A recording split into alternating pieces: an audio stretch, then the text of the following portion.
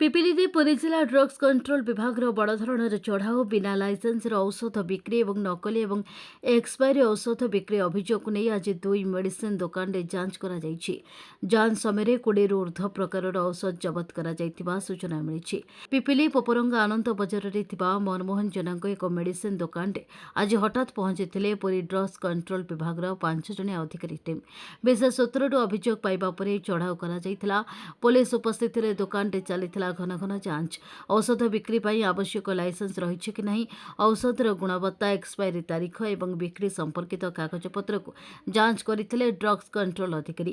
ଯାଞ୍ଚ ବେଳେ ଦୋକାନରୁ 20ଟି ଊର୍ଦ୍ଧ୍ୱ ପ୍ରକାରର ଔଷଧ ଜବତ କରାଯାଇଥିବା ଅଧିକାରୀ କହିଛନ୍ତି।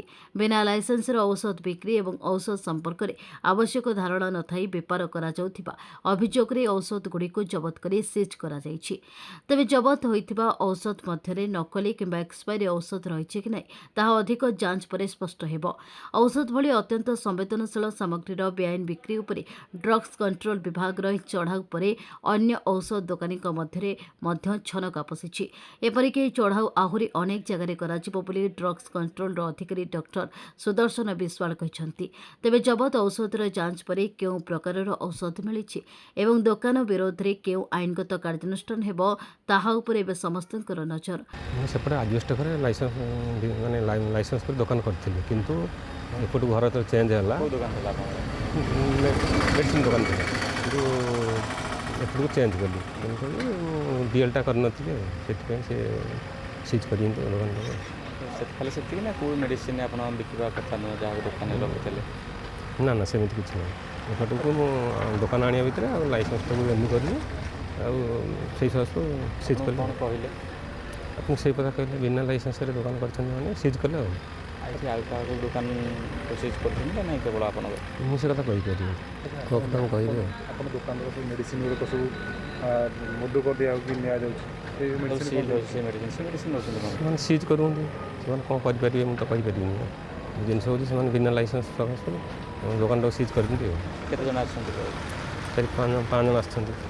ଇଏ ମେଡ଼ିସିନ ଗୁଡ଼ାକ କହୁଛନ୍ତି ଯେଉଁ ନେଉଛନ୍ତି ଟେଷ୍ଟ ପାଇଁକା, ମେଡ଼ିସିନ ଭଲ ଥିଲା ନା ନାହିଁ? ମେଡ଼ିସିନ ତ ଠିକ୍ ଅଛି, ଆଉ ସେମାନେ ନେଉଛନ୍ତି, ସେମାନେ କ'ଣ କରିବେ ସେମାନେ ଜାଣିଛନ୍ତି। ତାହେଲେ କ'ଣ ଚାହୁଁଛନ୍ତି, କ'ଣ କହିବେ?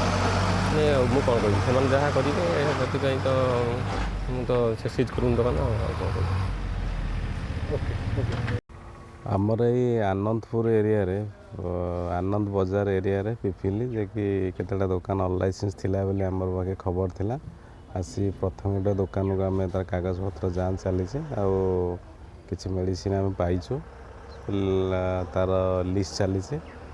ଆମର ଯାହା ଡ୍ରଗ୍ ଆଣ୍ଡ କସ୍ମେଟିକ୍ ଆକ୍ଟ ଅନୁସାରେ ଯାହା ଆମର ଅଛି ପ୍ରାବଧାନ, ସେଇ ଅନୁସାରେ ଆମେ କାର୍ଯ୍ୟାନୁଷ୍ଠାନ ଗ୍ରହଣ କରିବୁ। ଇଞ୍ଜେକ୍ଟେବୁଲ୍ ଆଇଟମ୍ ଅଛି, ତାପରେ ଆମର ଅଛି ଟାବଲେଟ୍ ଅଛି, ସିରପ୍, ବହୁତ କିଛି ଜିନିଷ ଅଛି। ସିଜ୍ ଚାଲିଛି, ହେଇନି ଏପର୍ଯ୍ୟନ୍ତ, ଇଟ୍ ଇଜ୍ କଣ୍ଟିନ୍ୟୁଇଂ। ଯେଉଁଟାକି ସେ ମେଡ଼ିସିନ ଷ୍ଟୋର ରଖିବା କଥା ନୁହେଁ।